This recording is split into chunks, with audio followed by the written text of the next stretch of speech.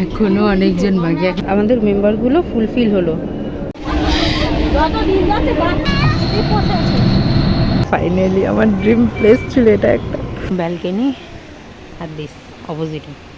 অনেকটা লেট হয়ে যাচ্ছে, কাঠগোলাপের গন্ধে পুরো জাস্ট মন শান্ত হয়ে, খাওয়া দাওয়া শেষ, এবার আমরা ঘুমাতে যাবো।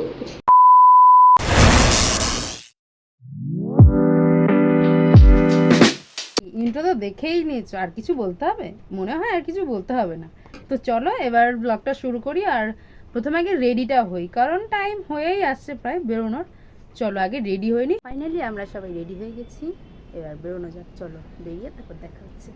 তো প্রথমেই আমি মা আর বাবা রেডি হয়ে রওনা দিই সেক্টর 5 মেট্রো স্টেশন, কারণ ওখানেই আমাদের বাকি সদস্যরা এসে উপস্থিত হবে আর ওখান থেকেই আমরা সবাই একসাথে রওনা দেব।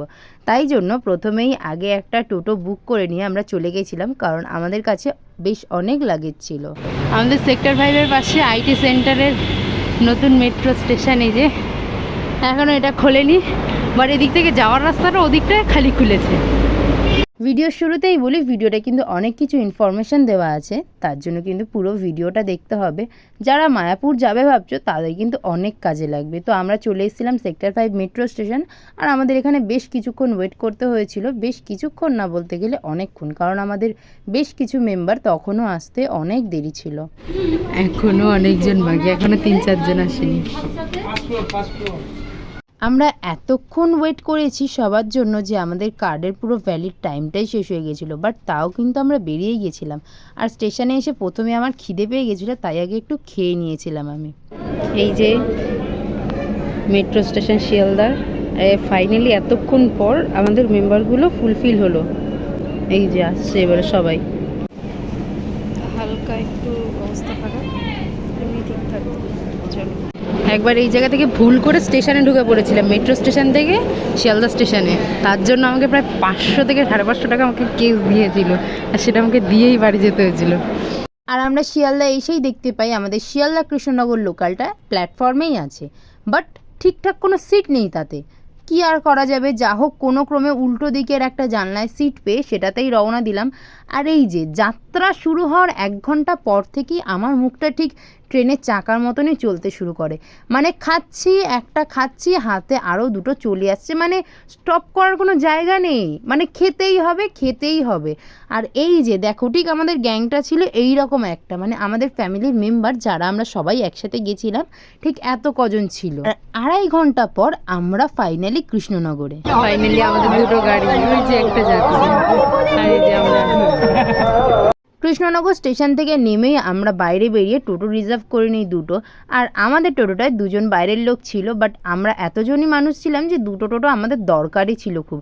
আর এই যে আমি কৃষ্ণনগর যাওয়ার সময় কত পরিমাণে যে কাশফুল দেখেছি না, আমি তো কিছু জায়গায় ভিডিও করতে পারিনি, বিকজ আমার ফোনটায় খুবই প্রবলেম হচ্ছিল। তারপরে আমরা রওনা দিলাম এই জলঙ্গি নদীর ওপর থেকে। আর এখানের হাইওয়েটা জাস্ট অসাধারণ লেগেছিল আমার যাওয়ার সময়, কারণ দুপাশে কি সুন্দর নদীটা বয়ে গেছে, ওপর থেকে হাইওয়ে, আর পুরো সবুজ গাছপালা ভর্তি ছিল, আর আকাশটা ছিল একদম মেঘমুক্ত, অল্প অল্প মেঘ ছিল। আর যেহেতু আমরা কালী পুজোর আগের দিন গেছিলাম, তাই জন্য কিন্তু রাস্তার ধারে অনেক প্যান্ডেল দেখেছিলাম। বাট আমি যেহেতু টোটোর ভেতরে মাঝখানের সিটে বসেছিলাম, তাই কিন্তু সব কিছু ফুটেজ তুলতে পারিনি। আর তোমরা মায়াপুরে যেতে যেতেই কিন্তু অনেক মন্দিরের দর্শন এমনিই পেয়ে যাবে রাস্তায় সাইট সিন হিসেবে, তোমরা সেগুলো পরে আবার ভিজিট করতে পারো। চৈতন্যদেবের বাড়ি থেকে শুরু করে আরও অনেক কিছু, চৈতন্য মঠ। ফাইনালি আমরা মায়াপুর চলে এসেছি, এখানে ইস্কন মন্দির। আর খাওয়া দাওয়ার জন্য আমাদের প্রথমেই চোখে পড়ে রানাপ্রভুর বিরিয়ানির দোকান, কিন্তু দোকানটায় কাজ হওয়ার জন্য আমরা পাশের দোকানে খাই। ফাইনালি আমাদের খাওয়া দাওয়া শেষ, এখন আমরা যাব হচ্ছে এই যে ফাইনালি আমার ড্রিম প্লেস ছিল এটা একটা। সূর্যটাকে দেখো জাস্ট, মুগ্ধ হয়ে আমি নিজেই কিছুক্ষণ দাঁড়িয়ে দেখেছিলাম। তো চলো এবার যাওয়া যাক একটু রুম খোঁজার জন্য। আর আমরা চলে আসি ইস্কন মন্দিরের এরিয়ার মধ্যে। তো ওর মধ্যে আমরা প্রথমে এক জায়গায় রুম খুঁজতে যাই, বাট আমাদের মনের মতো রুম ছিল না, আর ওখানে রিজনেবল প্রাইসও ছিল না রুমের। আমরা এখন রুম খুঁজতে যাচ্ছি, আর যেখানে খুঁজতে যাচ্ছি তার সামনেটা ঠিক হচ্ছে ঠিক এইরকম একটা জায়গায়, জাস্ট রুমটা নিতে এসেছি, যেখান থেকে যদি জানলা থেকে বেরোই ঠিক এরকম একটা ভিউ পাবো, এরকম ব্যালকনি আর দিস অপোজিটে। এখানে ছিল একটা আর্টিফিশিয়াল ঝর্ণা মতো করা ছোট্ট, আর এই জলটার মধ্যে ছিল অগুন্তি গোল্ডফিশ। আমি শুধু ভাবছিলাম এই নোংরা জলটার মধ্যে এই গোল্ডফিশগুলো থাকে কি করে, আর জলটার মধ্যে অনেক মানুষ অনেক নোংরাও ফেলে রেখেছিল। আমরা একটা জায়গায় রুম দেখতে এসেছি, চলো রুমটা একটু দেখাই। এই যে রুমটার এন্ট্রিটা এটা, এই যে আমি টুকি। রুমটা বেশ ভালোই বড় আছে, মোটামুটি একটা রাত চলার মতো হয়ে যাবে। এই যে বাথরুম, আগে আমাদের রুমটা কনফার্ম হোক, দেন পুরোটা দেখাবো, ঠিক আছে? সেকেন্ড আমরা যেখানে রুম দেখতে গেছিলাম সেখানে রুমের দাম ছিল আকাশ ছোঁয়া, যেটা আমাদের মধ্যবিত্ত ঘরের ফ্যামিলির মতো দুদিন থাকাটা ইম্পসিবল। তাই আমরা মন্দির থেকে হাঁটা 15 মিনিট পথ এরকম ডিস্টেন্সে রুম নিয়ে নিই। সো যেই রুমটা দেখিয়েছিলাম সেটা না, তার পাশের রুমটা নিয়েছি, আর ফাইনালি একেবারে রেডি হয়ে গেছি। তো চলো এবার বেরোনো যাক। এটা হচ্ছে আলাদা আলাদা সব কিছু, আমি সব একসাথে করে পড়েছি, বাট এই যে ফাইনাল লুক। চলো বেরোনো যাক, বিকজ অনেকটা লেট হয়ে যাচ্ছে। কেমন লাগছে অবশ্যই জানি।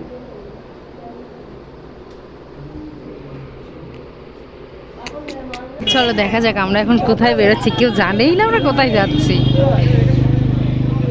সন্ধ্যাবেলা সবাই রেডি হয়ে চলে আসি মায়াপুর ইস্কন মন্দির, কিন্তু ইস্কনে ঢুকতে পারিনি, কিন্তু প্রভুপাদ মহাপ্রভুর সমাধি যে মন্দিরটা ছিল সেখানে কিন্তু আমরা প্রবেশ করেছিলাম, বেশ অনেকটা সময়ও কাটিয়েছিলাম। মন্দিরটা খুবই সুন্দর, কাঠগোলাপের গন্ধে পুরো জাস্ট মন শান্ত হয়ে যাচ্ছে। প্রচুর কাঠগোলাপের গাছ এখানে। চলো এবারে মন্দিরের ভেতরে প্রবেশ করা যাক। ফাইনালি এখানে আমাদের ফোন সব জমা নিয়ে নেবে, যে মন্দির ফাইনালি আমাদের মেন মন্দিরটা পুরো ঘোরা হয়ে গেছে, আর ওই দিকের মন্দিরটা বন্ধ হওয়ার টাইম হয়েছে, তাই জন্য আর ঘোরা হয়নি। এই যে মেন মন্দির,